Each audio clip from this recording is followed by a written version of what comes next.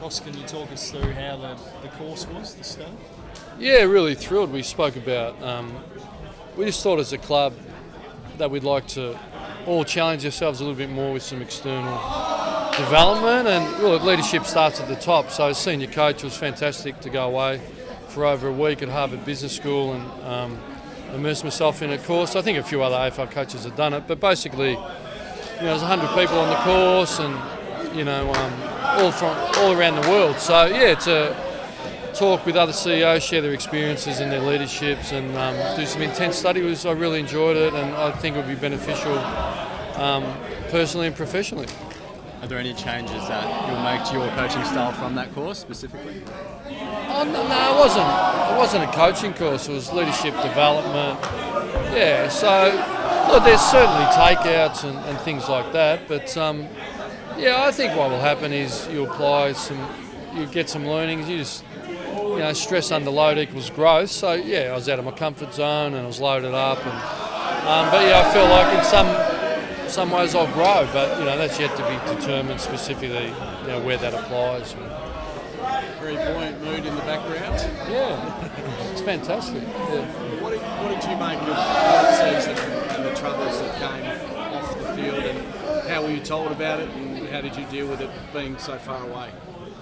Yeah, well, I think you nailed it. It was the off period. It was in the players' private 10-week period, and look, it's been well publicised. Obviously, there was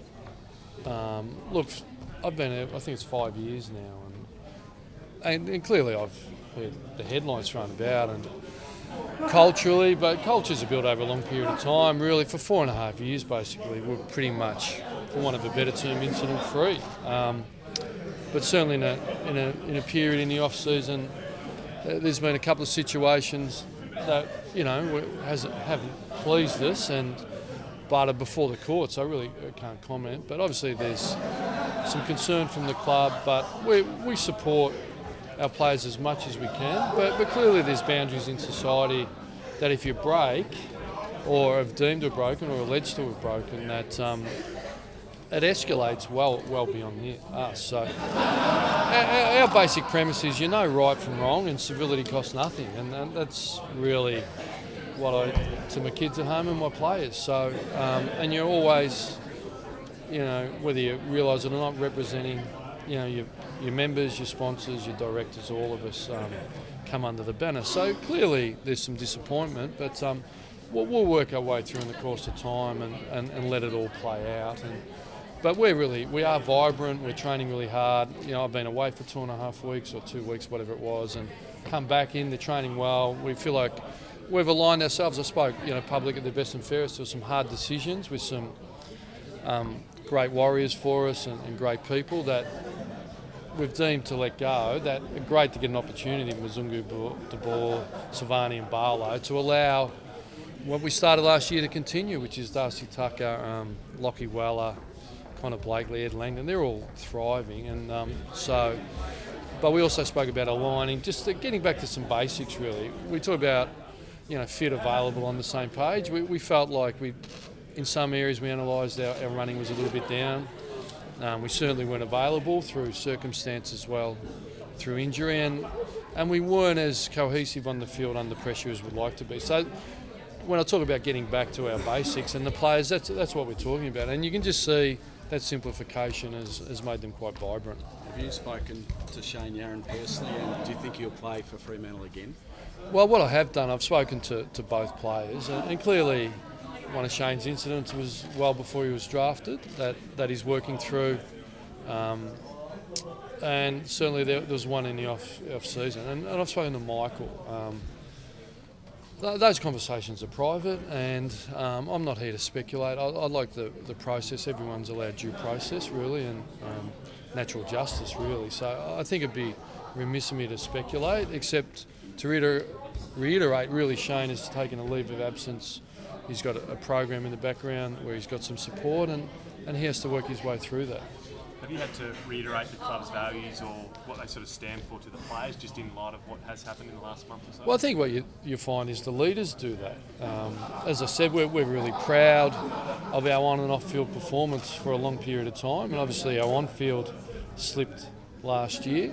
But our off-field had still been really quite strong, without being perfect, obviously. I mean, if you look at the demographic, the age group of our players, from 18 to 33, males, high risk, developing, maturing, everyone in society. But if you benchmark them against their cohort in society, they actually outperform.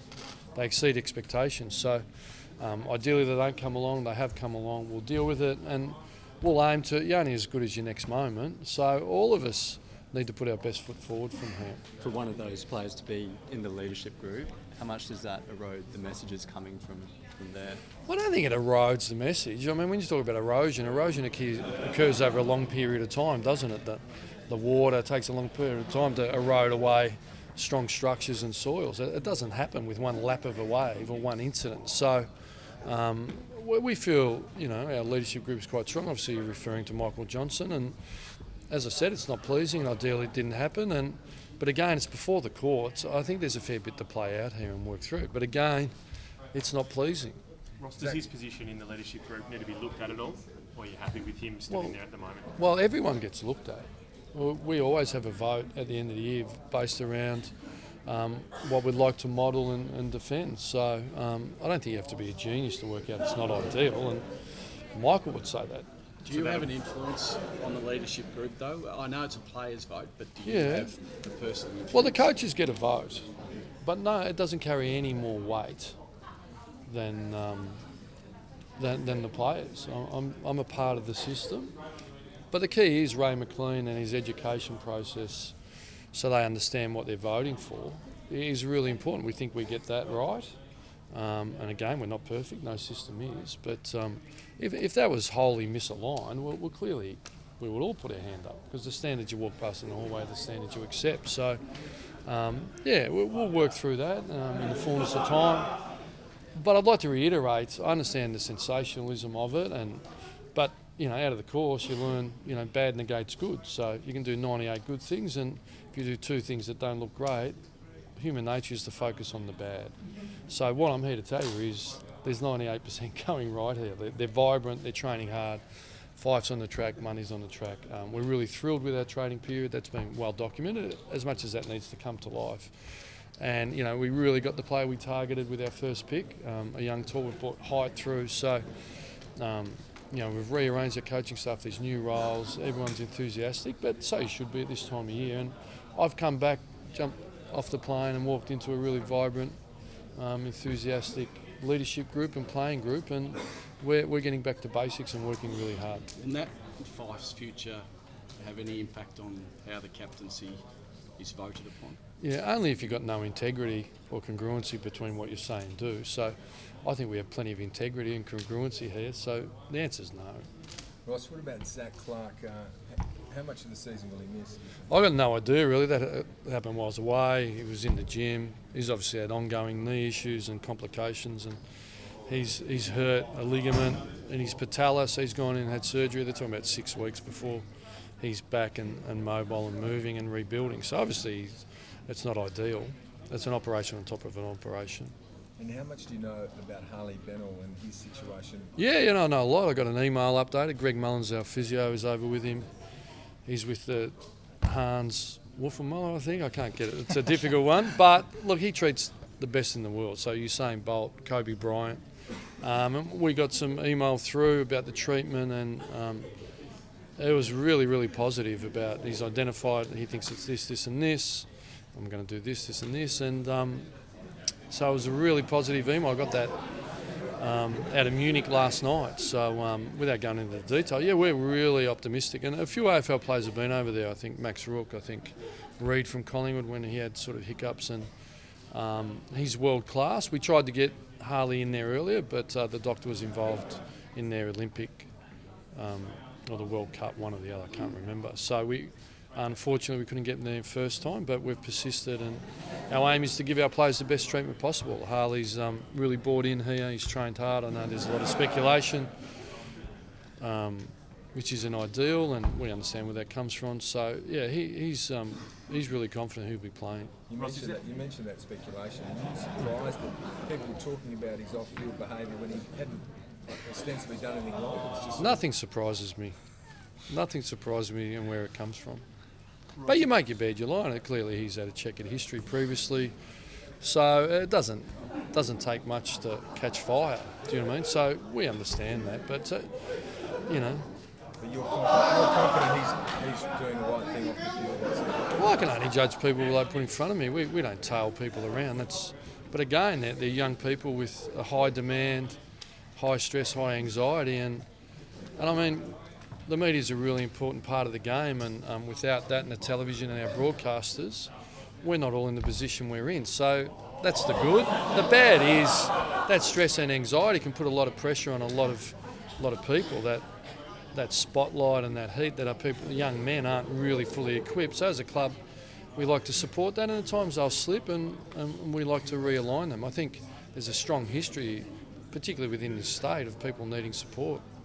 Ross, is just on Harley's injury to calf. I think it's the good calf what the club said, but is It's not good now if it's injured, is it? But that's my sort of question is, I think the club was sort of saying or indicating was more precaution as opposed to serious, but to travel the other side of the world and get one of the world's best on when I think Max Wook and Ben Reid went there more so to save their careers, is it an ongoing concern or is it more serious than what it was sort of alluded to? Well, I don't know if they went there to save their careers. I think they went there to get better. So at the end of the day, he's got an injured calf. It was, compared to the other one, quite minor, but it was in the same region, and our job's to give our members and fans player availability, and Harley's one of our really talented players that we need to get on the paddock. And so we explored the world-class option, so it was a no-brainer. So in terms of his player availability then, if things progress in a good mode over there, he should be able to be playing football in 2017. Well, I think we just take one step at a time. They're quite positive. If you come back, you've got to come back, map out a plan, and then jump over all the hurdles. But I haven't got my crystal ball. I can't tell you what Harley's going to be able to get through and not get through. But that's the plan. Are you confident this season? You get back Nat Fyfe, fingers crossed. Sandlands play more footy. Mundy will play more footy. Are you confident of? Well, personnel's got it. Confident of what? Of turning things around and improving on last season. Yeah, well, the aim is to improve, and all I know is you've got to do the work, you've got to take the emotional risk to lay it all out there on the track, and game day without any guarantee. There are no guarantees. I mean, Sydney have a super year and they go to a grand final and they don't get it quite right, but they would sit there with no regrets. We gave it everything and we weren't quite good enough on the day. And I know that's what everyone's got to do. I look around and there's one club happy and there's 17 clubs with plenty of problems. So we sit in the 17. There's plenty of people that finished in the finals that we're thinking we've got some issues we've got to work through. We're no different. We've obviously got a bit more from where we were. Some of that key personnel will help. We're absolutely thrilled with Langdon and Weller, Tucker, Connor Blakely, all those. Alex Pearce hopefully will be back, going quite well. Tabernar, McCarthy, Shrew. We just think that youth, and Michael Waters just spoke about all the youth around. You know, they've all signed, they're committed, they're blossoming, they're happy. They're thrilled with their coaching staff and their leaders around them, all the support. So we think we've got some work in front of us. There's no doubt about that.